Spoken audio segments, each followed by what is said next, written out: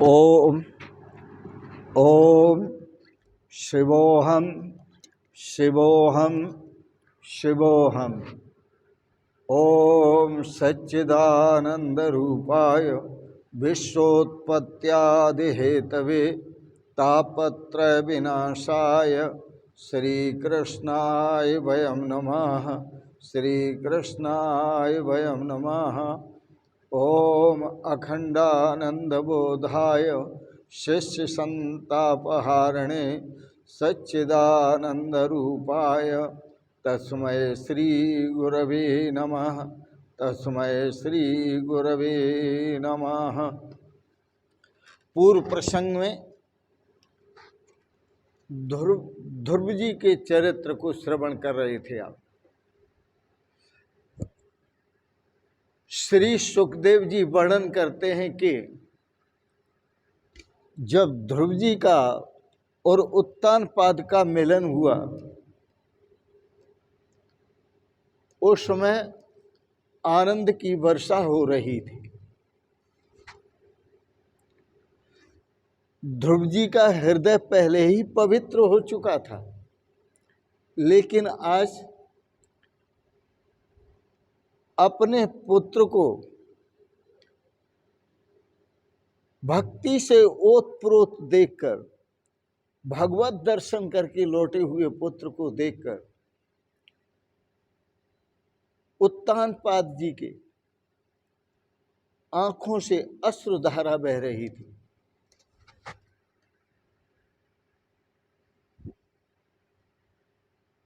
पिताश्री से मिलने के बाद ध्रुव जी माताओं का वंदन करने के लिए जाते हैं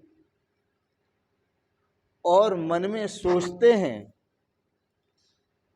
कि मेरी सुनीति माता ने कहा था बेटा मेरा वंदन न करो तो कोई बात नहीं, लेकिन तुम्हारी जो विमाता है सुरुचि, उसका वंदन तो तुम्हें अवश्य ही करना चाहिए। जब वह ख्याल आया तो ध्रुव जी ने सोचा मुझे पहले सुरुचि जो मेरी विमाता है, दूसरी माता है, उसका वंदन पहले करना चाहिए। ध्रुव ने सुरुचि को प्रणाम किया। सुरुचि का हृदय पिघला और सुरुचि ने बड़े प्रेम दृष्टि से ध्रुव को देखा और कहा, उसका दिल भराया, कहा बेटा बड़ा सयाना है। सुनीति का हृदय तो हर्ष से इतना भर गया, इतना भर गया, वह तो कुछ बोल ही नहीं पाई। उसे लगा कि आज ही मैं पुत्रवती हुई हूं। रामचरितमानस में बड़ा सुंदर का है,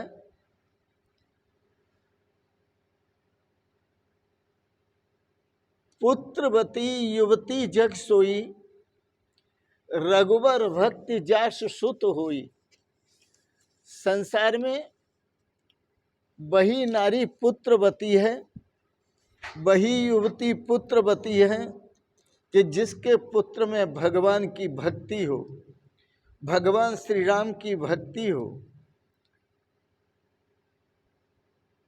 और जिसके पुत्र में भगवान की भक्ति होती है उसका तो बड़ा सौभाग्य है। जो सभी का आशीर्वाद प्राप्त कर सकता है, जो सभी का आशीर्वाद प्राप्त कर सकता है, वही सर्वेश्वर भगवान को प्रिय होता है, वही परमात्मा को प्रिय लगता है। लोगों ने कहा ध्रुव जी ने नारायण के दर्शन किए हैं।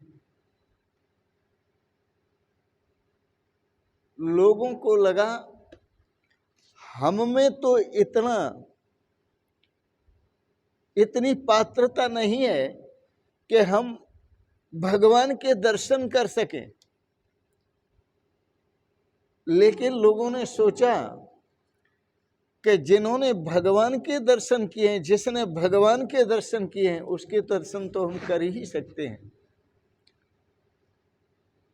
तो ध्रुव ने नारायण जी के दर्शन किए, अतः उनका दर्शन करने के लिए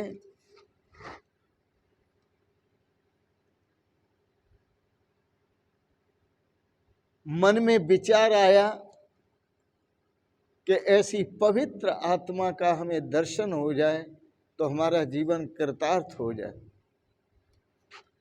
ध्रुव जी की नगर में नगर यात्रा निकाली गई, और जब नगर यात्रा का आयोजन हुआ तो ध्रुव जी को हाथी पर बिठाने के लिए कहा, तुम हाथी पर बैठो। ध्रुव जी ने कहा, नहीं, मेरा जो भाई है उत्तम, वो कहाँ है? मैं अकेला हाथी पर नहीं बैठूंगा, हाथी पर नहीं सवार हूंगा मैं अकेला। मेरे भाई उत्तम को भी पास बिठलाओगे तो मैं बैठूंगा, नहीं तो नहीं बैठूंगा। उत्तम को हाथी पर पहले बिठलाया ध्रुव जी ने, और बाद में ध्रुव जी सवार हुए हाथी पर।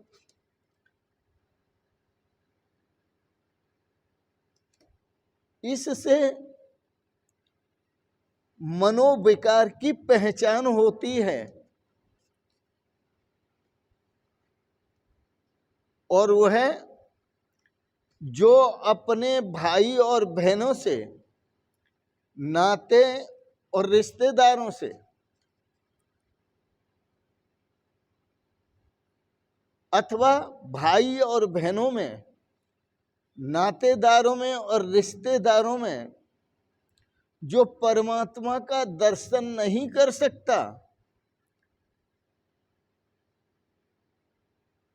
उसे मूर्ति में भी भगवान का दर्शन नहीं होता, कितना ही मंदिर जाए। जिसे भगवान की बनाई हुई मूर्तियों में भगवान का दर्शन नहीं होता, वो इंसान की बनाई हुई मूर्तियों में भगवान का दर्शन करने के लिए जाता है। तो भगवान की बनाई हुई मूर्तियों में जो दर्शन नहीं कर सकता, वो इंसान की बनाई हुई मूर्तियों में क्या दर्शन करेगा भगवान का?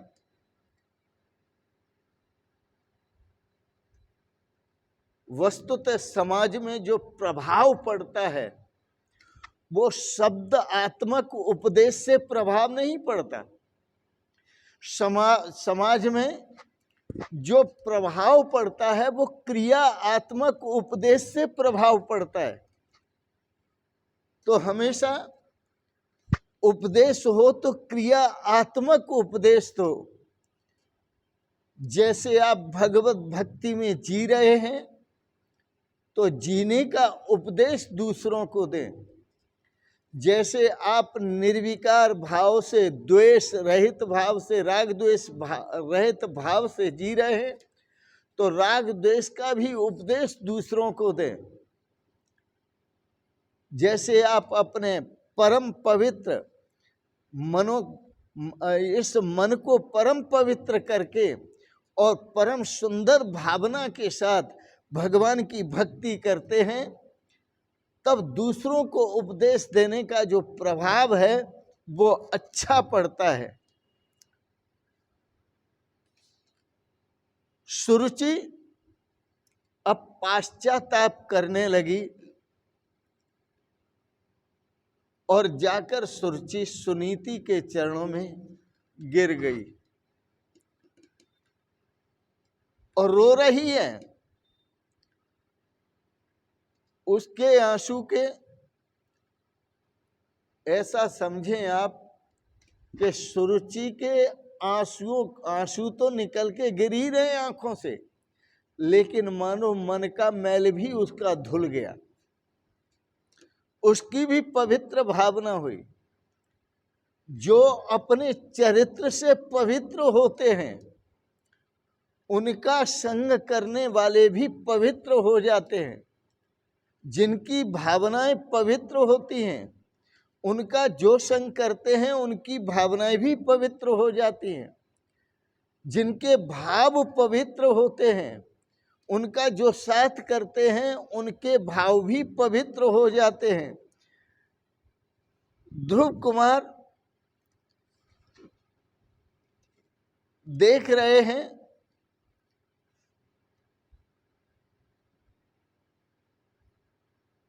सर्वसम्मति से ध्रुव कुमार का राज्य अभिषेक किया गया और उनका जो विवाह हुआ वो भ्रमी के साथ हुआ।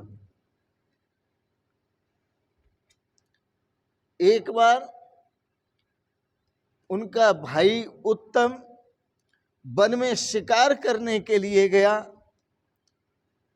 और शिकार करते समय यक्षों के साथ उसका युद्ध हुआ तो यक्षों ने वन में उसे मार दिया, उत्तम की मृत्यु हो गई। यह दुखद समाचार जब ध्रुव जी ने सुना तो ध्रुव वहां वन में पहुंचे और जाकर यक्षों का भीषण युद्ध प्रारंभ कर दिया और यक्षों का संहार करना प्रारंभ कर दिया। जब वो यक्षों का संहार करने लगे तो उस समय यह बात पता चली ध्रुव जी के पितामह मनु महाराज को। तो मनु महाराज वहां आए और यक्षों के साथ युद्ध होते हुए देखकर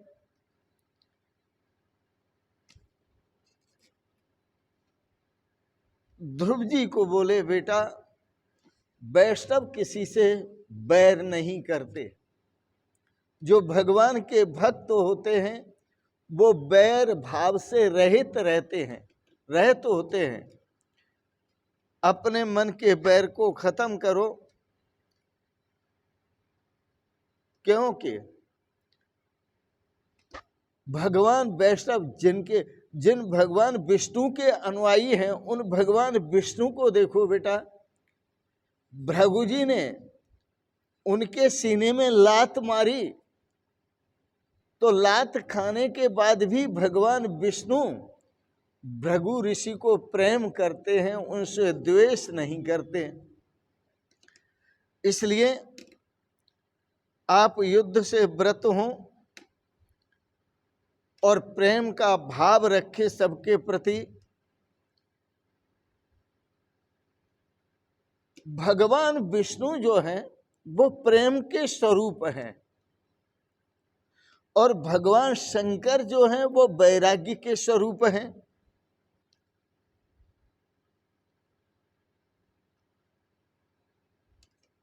यदि प्रेम हो तो अतिशय प्रेम होना चाहिए। प्रेमम अतिक्रांतम अतिशय प्रेम। जो संसार के प्रेम का अतिक्रमण कर जाए और परमात्मा के श्री चरणों में हमारी निष्ठा, हमारी आस्था और हमारे अपने निजी स्वरूप को परमात्मा के स्वरूप में स्थापित कर दे, प्रेम ऐसा होना चाहिए।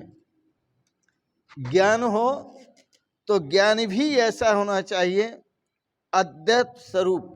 लेकिन यह ज्ञान कैसे होगा, यह हमें भगवान शंकर से सीखना होगा। बिना वैराग्य के ज्ञान नहीं होता। तो वैराग्य प्रधान जीवन जो है, ज्ञान वैराग्य प्रधान जीवन जो है वो भगवान शंकर का है और प्रेम प्रधान जो जीवन है वो भगवान विष्णु का है। आइए हम दोनों महापुरुषों की आराधना करें, ज्ञान और वैराग्य भगवान शिव से प्राप्त करें और प्रेम का पाठ भगवान विष्णु से सीखें। इसी में आनंद है, इसी में श्रेय है और इसी में सौभाग्य है। आज के प्रसंगत वाणी को यहीं विराम देते हैं।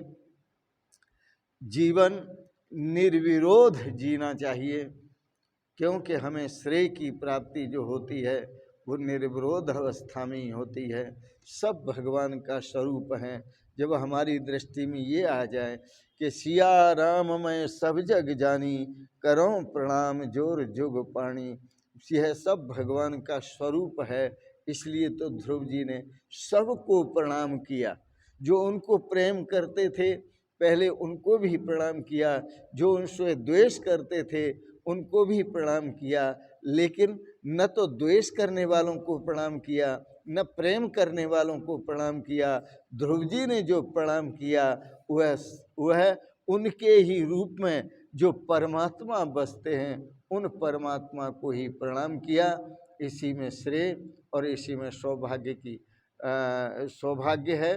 तो प्रणाम करें, सबको प्रणाम करें, पर सबको नहीं बल्कि सब में जो परमात्मा देव है उसको प्रणाम करें और उसके प्रति ही पूर्ण आस्था रखें। इन शब्दों के साथ वाणी को विराम देते हुए आज के प्रसंग को विराम देते हैं। आपने बड़े प्रेम और श्रद्धा से श्रीमद् भागवत के प्रसंग को श्रवण किया, इसके लिए बहुत बहुत अनुग्रहित हैं और आप सबके प्रति मंगलमयी शुभ कामनाएं करते हैं। भगवान आपको सदा स्वस्थ और सुखी रखे सपरिवार, और आपका मन भगवान के श्री चरण कमलों में लगा रहे। आप सबको सदा भगवान की भक्ति प्राप्त हो, प्रेम प्राप्त हो।